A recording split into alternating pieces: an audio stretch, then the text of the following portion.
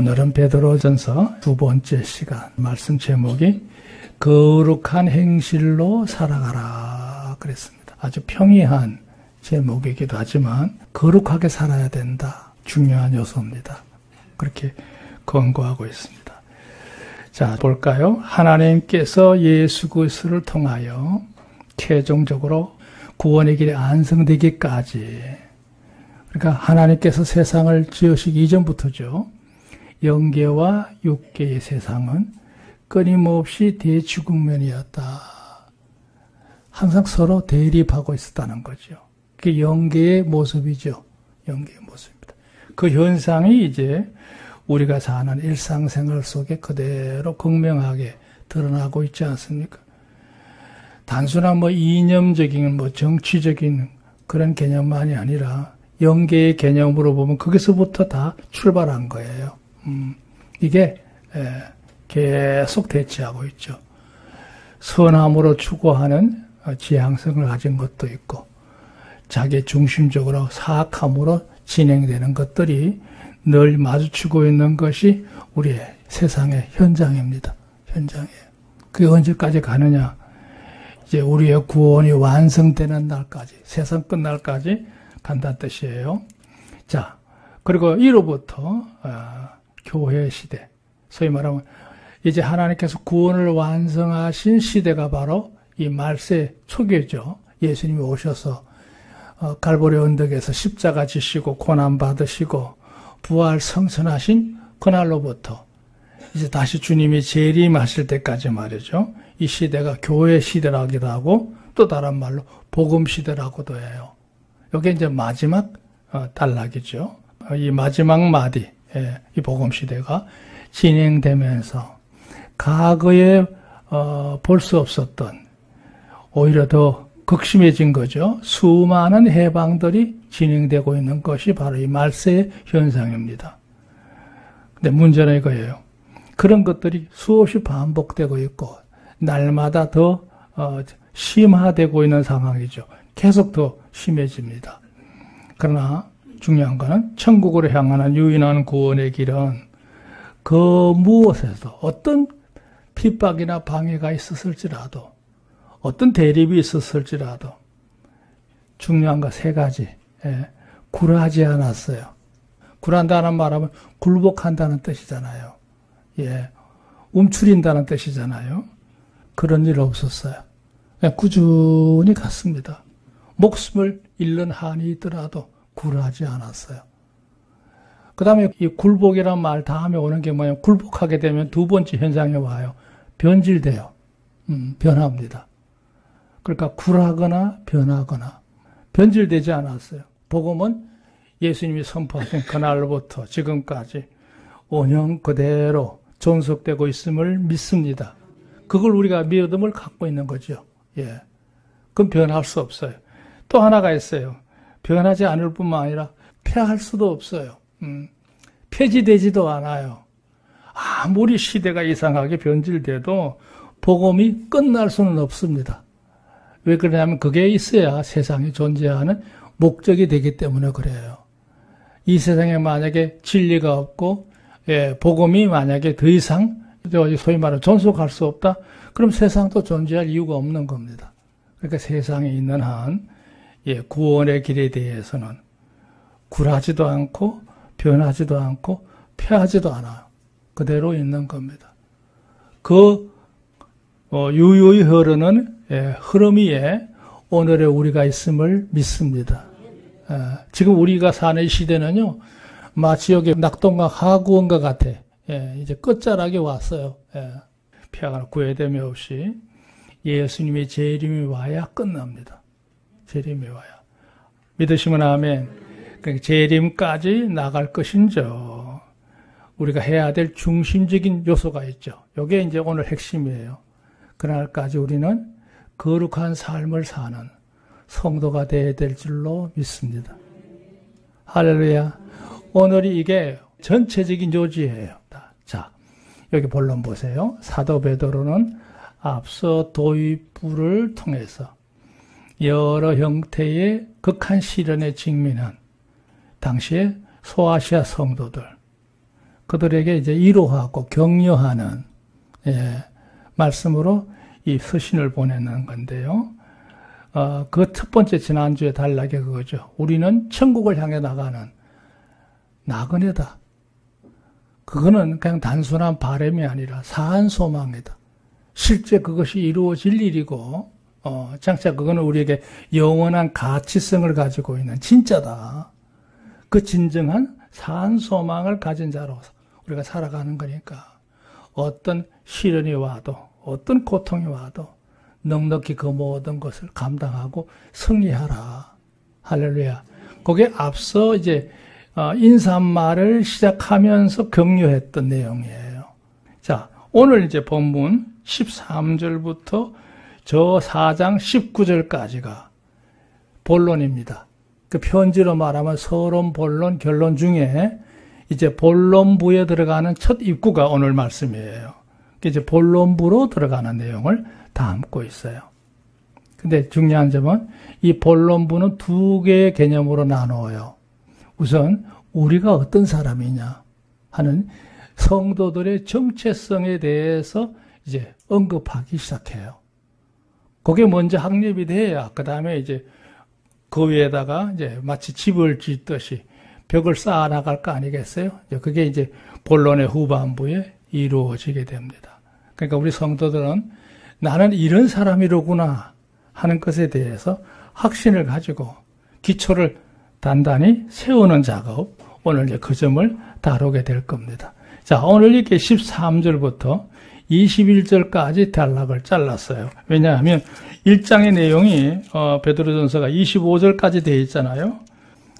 문단의 흐름을 보면 단락을 나눌 때 여기 21절까지 끝나야 돼요. 그러니까 애당초 성경을 베드로전서를 이렇게 장별로 나눌 때 22절부터는 저 2장으로 넘어가야 이게 정상인데 그 점을 살피지 않은 것 같아요. 자, 문제는 13절에 이렇게 시작했어요. 그러므로 너희 마음의 허리를 동이고 그랬어요. 우리가 어떤 글을 쓸 때 아니면 말을 할 때 한번 1장 설명을 하고 난 다음에 결론을 짓거나 그 다음 단계로 넘어갈 때 그 접속사가 있죠. 그게 뭐냐면 그러므로 이거예요. 그러므로.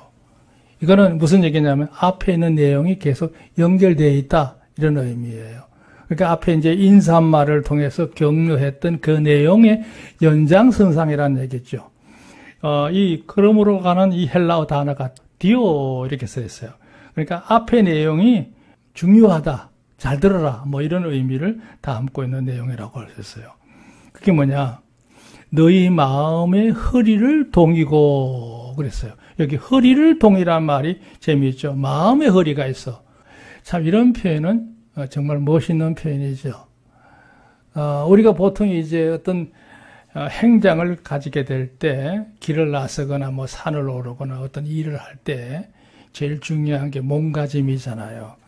특히 무거운 짐을 들 때는 적당히 들었다가는 큰일 나죠. 예, 특히 연세 드신 분들은 함부로 이렇게 움직이거나 무거운 걸 들면 허리를 다칠 수 있잖아요. 허리가 약하니까. 그러니까 사전에 뭐 허리 단속부터 먼저 해야 돼요. 허리. 가능하면 끈도 그냥 간단한 게 아니고 가능하면 넓은 걸로, 튼튼한 걸로 허리를 딱 쪼아야 돼요.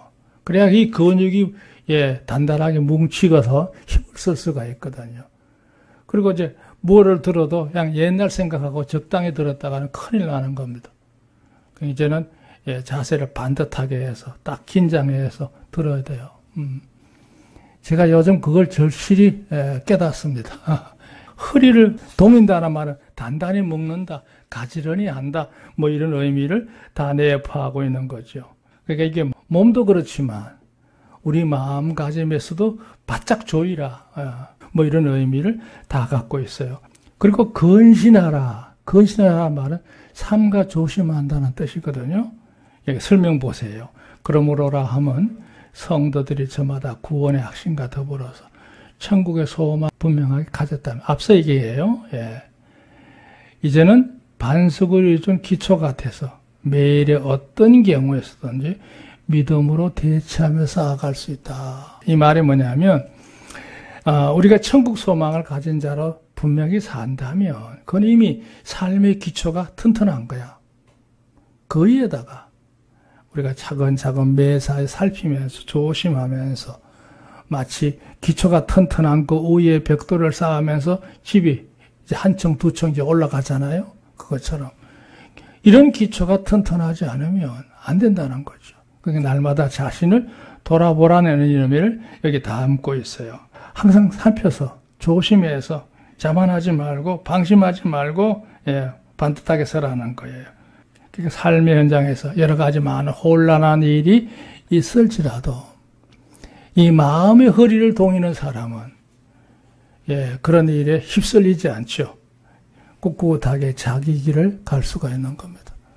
이런 마음이 늘 언제나 단단하고 건강하기를, 견실하기를 주의 이름으로 축복합니다. 그 다음에 여기 이어지는 말씀이 이거예요. 예수 그리스도에 나타나실 때에 너희에게 가져올 은혜를 온전히 바랄지어다. 그랬어요.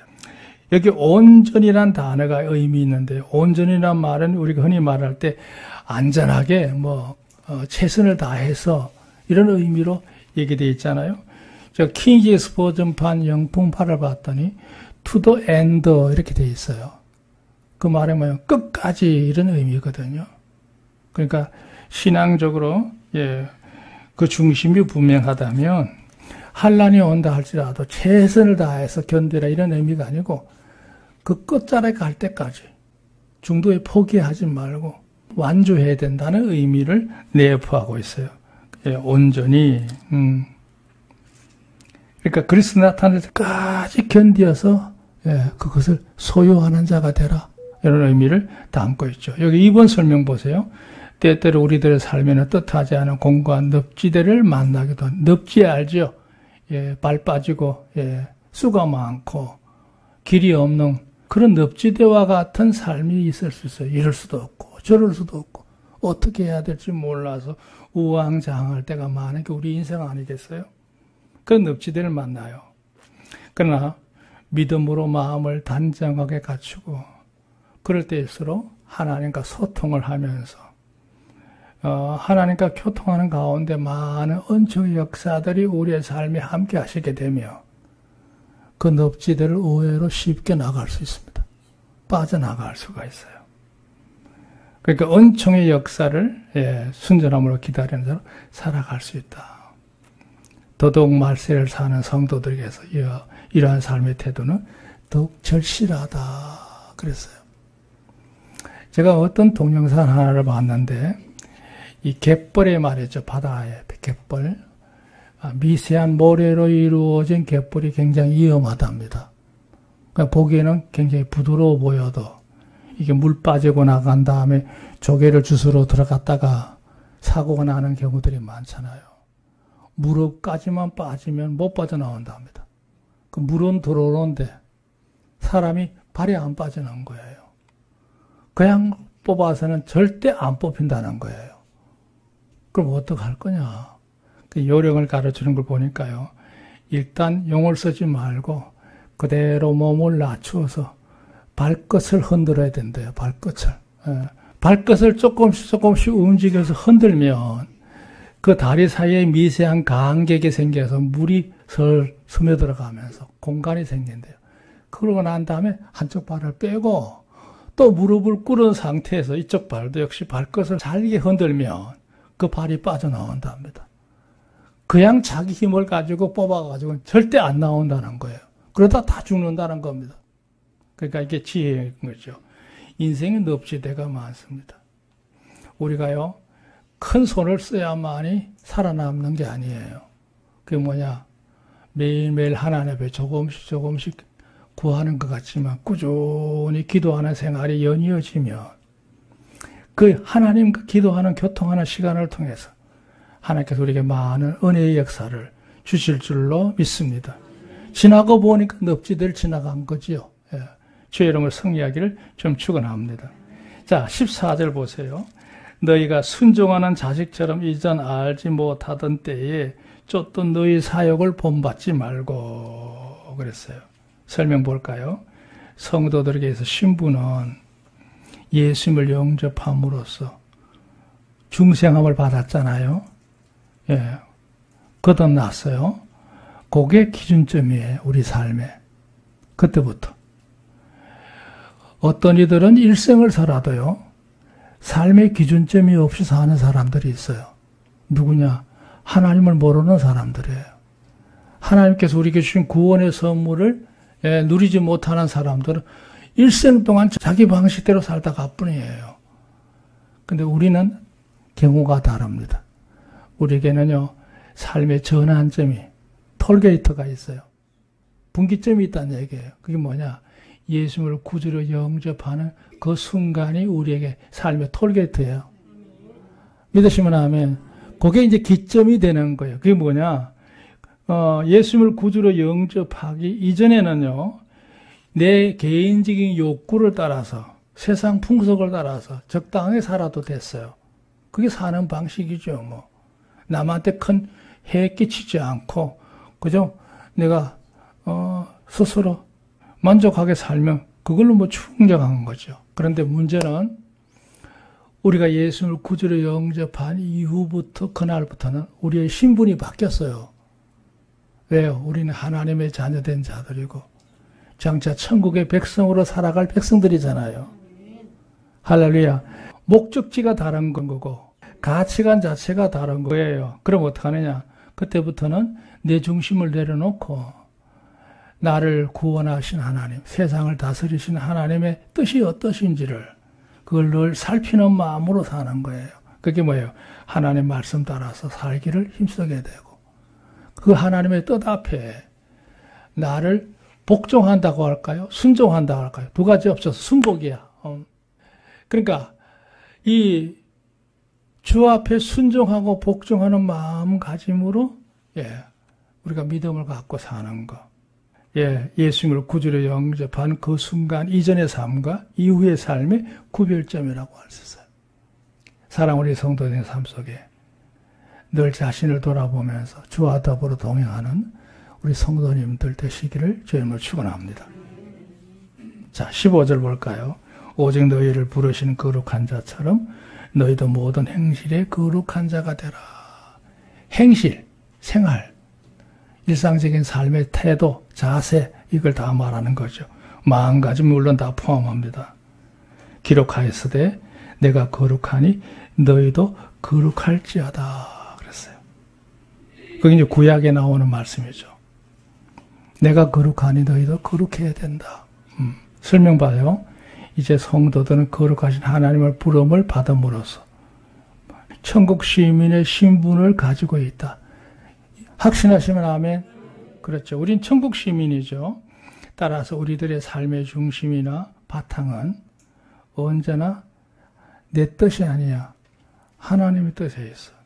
거기에 하나 되는 거, 통일되는 거, 합하는 거, 동의하는 거, 응하는 거예요. 네, 힘쓰는 마음가짐으로 살아야 한다 이거예요. 곧 내 안에 성령님이 계시기 때문에 성령께서 감화, 감동, 역사로 교통하시잖아요. 제가 항상 축도할 때 빼놓지 않는 마지막 말이 그거예요. 성령의 내주하심과 감화, 감동, 교통의 역사가 그렇게 얘기를 해요. 왜? 하나님으로부터 주어지는 신령한 영성의 역사를 의미하는 겁니다.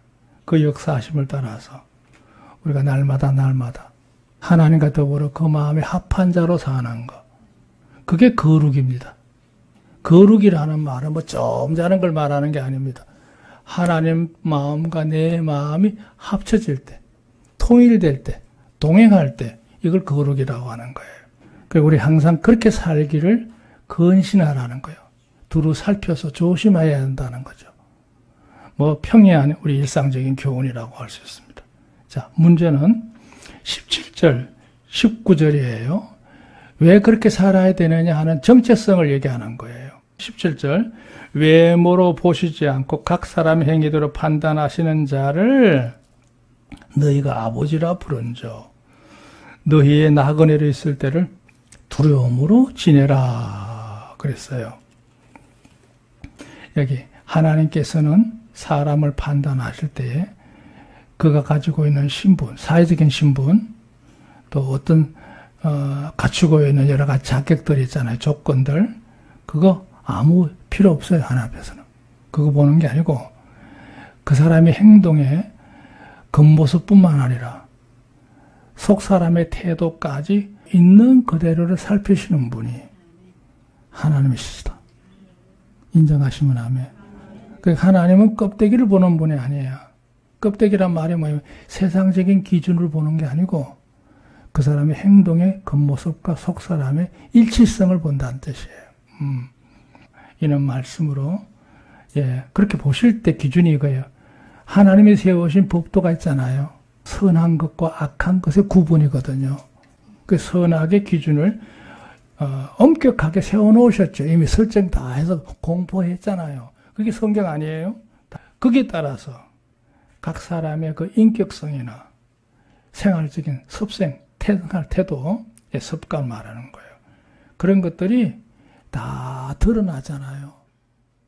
그러니까 하나님이 세우신 일정한 법도 안에 기준점을 적어놓고 그 사람의 인격성이나 의식이나 생활 태도나 습생들을요 그대로 놓고 평가하기 때문에 거기는 뭐 더할 것도 없고 뺄 것도 없어요.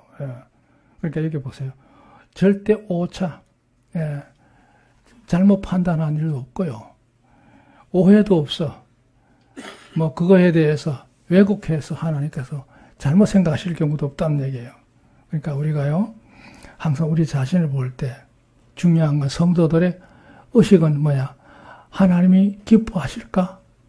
하나님이 이거 진행을 원하시는 건가? 하는 문제에 대해서 항상 민감하게 대처하는 성도의 삶을 사는 것이 가장 지혜롭게 사는 비결인 줄로 믿습니다. 자, 18절. 너희가 알거니와 너희 조상의 유전한 망령된 행실에서 구속된 것은 언연중에 공격하는 말인데요. 너희가 하나님을 섬긴다고 했지만 하나님의 뜻과는 상관없이 인간이 세운 여러 가지 많은 것들로 인해서 잘못된 행태를 얘기하는 거예요. 그런 것에서 구속됐다는 말은 벗어났다는 얘기야. 그 모든 것으로 자유할 수 있었던 것은 은이나 금같이 없어질 검으로 아니고 오직 흠없고 점없는 어린 양 같은 그리스도의 보배로운 피로 한 것이라. 믿으시면 아멘. 예수님의 피로 이 모든 문제가 해결됐던 거다. 이거 정말 중요한 말이에요. 여기 2번 설명 보시면 재미있어요. 이제까지의 권고를 지키면서 살기 위하여는 성도들이는 신분의 정체성을 부여하게 하여 얼마나 많은 값비싼 대가를 치러야 되는지를 바로 아는 게 성도들이 중요해요. 나를 구원하시기 위해서 하나님께서 엄청난 대가를 지불하셨구나. 중요한 건 우리의 구원은 금이나 은으로 이루어진 것은 비교할 수도 없다. 그렇죠. 돈을 주고 취득한 것들은 그 시기가 지나면 역으로 돌아오는 경우가 많아요. 흔히 세상적으로 보면요. 그렇잖아요. 어떤 일을 하고자 할 때 일을 잘 추진하려고 하면 뇌물을 먹여요. 뇌물을. 근데 그 순간에 일이 잘 통해요. 근데 이게 세상 일이라는 게 묘해서 돈을 써서 그 일을 넘겼는데 시간이 지나고 나니까 그게 오히려 범죄성이 돼가지고 돌아오는 경우들이 너무 많잖아요. 그러니까 금과 은으로 이루어진 것들은 영원하지 않아. 언젠가는 그게 더 역으로 뒤집어질 수가 있어요. 우리의 구원은 그렇게 된 게 아니라 그런 식으로 문제를 해결한 게 아니고 오직 그죠. 하나님께서 우리를 위하여 구원해 주신 그 대속의 공로를 통해서 온전히 이루어진 줄로 믿습니다. 그래서 이게 그 어떤 종교적인 행위나 인간의 노력이 아니고 오직 예수님의 대속으로 말미암아 우리는 구원을 받은 존재다. 그러니까 우리가 정체성을 가질 때 나는 어떤 사람이냐 그랬을 때 그냥 내가 교회 열심히 다니고 있어 충성하고 이게 아니고 예수 그리스도의 대속으로 말미암아 구원을 받은 완전한 하나님의 자녀라고 하는 사실에 대해서 자부심을 갖는 성도가 되시기를 주님으로 축원합니다. 결론입니다. 그렇기 때문에 우리가 가져야 될 마음가짐, 소망에 대해서 얘기하고 있어요. 20절.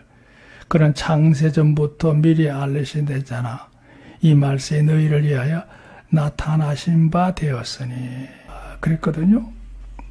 여기 20절 보세요. 설명. 하나님께서 우리 인생들을 온전히 구원하시기 위해서 세상을 창조하시기 전이죠. 이미 그 이전에 뜻을 세우셨어요. 그 만세 전부터 예정하셨다잖아요. 그 말이 뭐예요? 계획을 세웠다는 뜻이에요. 오늘에게까지 급변한 세상의 역사에서 하나님이 세우신 그 계획대로 조금도 차질 없이 흔들림이 없이 그대로 일관성 있게 꾸준히 섭리하시는 분이 우리 하나님이심을 믿습니다. 그러시더니 말세에 이르러서 예수님을 통해서 그것을 마무리 지으신 거예요. 마무리 지었어요. 그러니까 여기 곧 예수님의 성육신, 복음사역, 장사와 부활, 그 다음에 성천이 있었고 이제 남은 거는 재림 하나밖에 안 남았어요. 재림의 역사가 차질 없이 그대로 진행되기에 오늘도 우리는 소망 가운데 살아갈 수 있음을 믿습니다. 앞에 있는 모든 건 이미 다 이루어졌고 이제 남은 것 하나, 예수님 재림만 남았어요. 여러분이 주님의 재림을 늘 기다리는 자로서 승리하시기를 주의 이름으로 축원합니다. 아멘. 21절. 저희는 늘 죽은 자 가운데 살리시고 영광을 주신 하나님을 그리스도로 말미암아 믿는 자니 너희 믿음과 소망이 하나님께 있게 하셨느니라 그랬어요. 2번 설명 볼까요? 성부 하나님께서 세상을 예수님을 신이 보내신 목적은 직접 보냈죠. 오직 죄인된 우리 인간들이 인간을 구원할 수 있는 구세주, 그분이 예수님밖에 없다는 사실을 확실하게 깨달을 수 있도록 구별성을 갖게 하기 위해서 예수님을 보내신 거예요. 그냥 이념적으로 말로만 약속된 공언을 통해서 하나님이 약속하신 게 아니고 예수님을 직접 세상에 보냈잖아요. 그리고 오셔서 그분이 하나님의 아들이시라는 사실을 그 생애를 통해서 다 입증이 될 수 있도록 보여주셨어요. 그래서 많은 이적이 있었던 거예요. 그는 평범한 사람이 아니었다는 거죠. 그러니까 우리가요, 조금만 지각을 가지고 비교해 봐도 예수님처럼 산 사람이 이 세상에 예수님 말고 또 누가 있어요? 없어요. 아무리 뒤져봐도 없어요. 뛰어난 지식인들, 위대한 과학자들 뭐 다 동원해 봐야 예수님 같은 생애를 사신 분이 아니에요. 그러니까 이분은 하나님의 아들이셨구나 하는 거를 웬만한 지각을 가지고 있다면 다 깨달을 수 있고 인정할 수밖에 없어요. 인정하고 안 하는 건 그 사람의 개인적인 의견이지.